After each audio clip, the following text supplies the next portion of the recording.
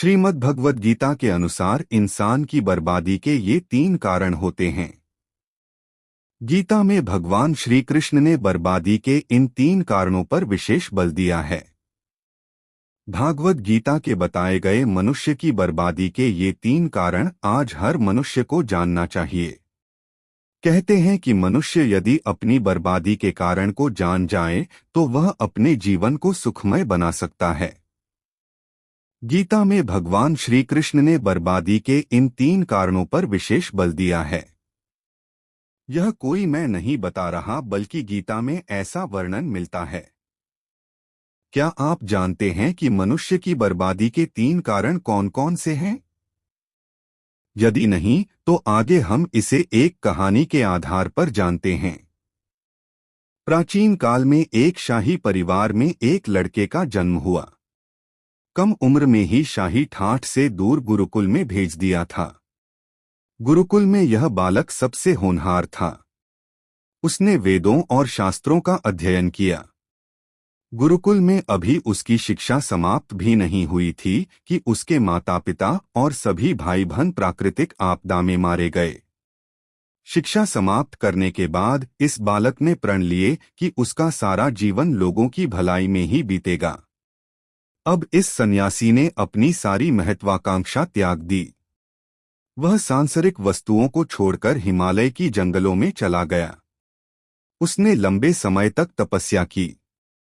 धीरे धीरे इस सन्यासी की चर्चा सभी जगह होने लगी। उस राज्य का राजा बहुत ही क्रूर व्यक्ति था। राजा ने सन्यासी से भेंट करने की ठानी, जिसके बाद राजा उस सन्यासी से इतना प्रभावित हुआ कि उसने अच्छाई की राह पर चलने की ठान ली। राजा मन ही मन सोचने लगा कि अगर ये सन्यासी मुझे चंद मिनटों में ही इतना कुछ बादल सकता है तो यदि ये मेरे पास रहने लगे तो मेरी जिंदगी ही बादल जाएगी। इसके बाद राजा ने सन्यासी से अपने साथ चलने के आग्रह करने लगा। सन्यासी इसके लिए मान गए और राजा उन्हें साथ लेकर महल में चले गए। वहां राजा ने सन्यासी को शाही कमरे में भोजन करवाया। सन्यासी ने राजा का धन्यवाद किया और जाने की आज्ञा मांगी, जिस पर राज ने कहा, आप हमारे बगीचे में हमेशा के लिए रह सकते हैं। सन्यासी ने राजा के प्रस्ताव को स्वीकार कर लिया। बगीचे में सन्यासी के लिए एक कुटिया बना दी गई। राजा ने भी सन्यासी की खूब सेवा की। कुछ समय बाद अचानक राजा और रानी अपने पड़ोस के राज्य में चले गए। साथ ही एक सेवादार को सन्यासी की सेवा के लिए बोल गए, लेकिन सेवादार बीमार पड़ गया और अगले दिन से आया ही नहीं। ऐसे में सन्यासी को कोई भोजन देने वाला भी नहीं था। कुछ दिनों के बाद जब राजा वापस आए तो सन्यासी ने राजा को बहुत डांटा।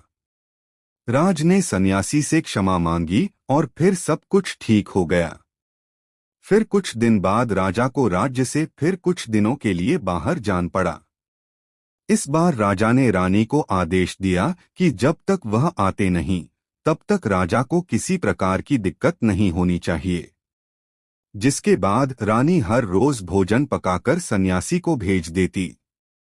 एक दिन रानी नहाने के लिए गई और सन्यासी को भोजन देना भूल गई।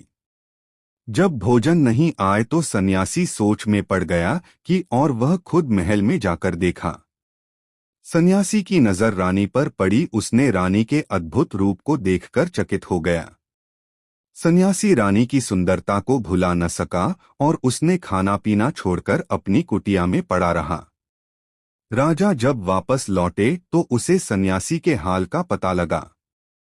राजा ने जब सन्यासी से ये सब पूछा तो उसने कहा कि मैं रानी की अद्भुत सुंदरता का कायल हो गया हूँ। इस पर राजा ने सन्यासी से कहा कि आप मेरे महल में चलिए, मैं रानी आपको दे दूंगा। कुछ दिनों के बाद रानी ने उस सन्यासी से कहा कि आप क्या थे और क्या हो गए? आज आप वासना के कारण मेरे गुलाम हो गए। यह सुनकर सन्यासी को महसूस हुआ कि वो तो एक सन्यासी है। सन्यासी जोर जोर से चिल्लाने लगे और रानी से कहा, मुझे क्षमा कर दीजिए।